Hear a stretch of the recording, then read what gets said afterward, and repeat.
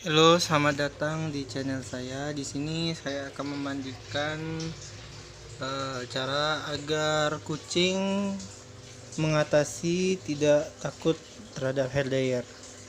Di sini teman-teman masukkan kucing teman-teman di dalam kandang seperti ini supaya aman. Soalnya kalau misalnya di luar kandang dia bakal nyakar-nyakar, bakal kabur.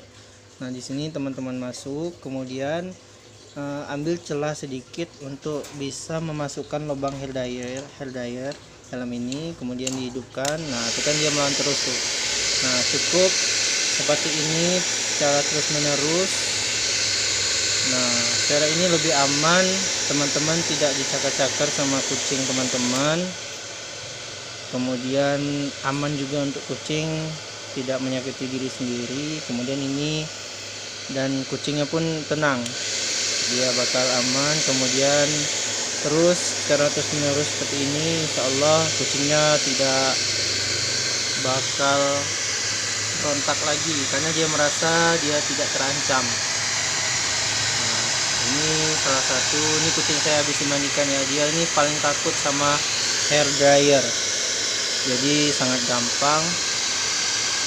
Cukup seperti ini aja, udah selesai sampai dia kering. Terima kasih, jangan lupa subscribe. Momo.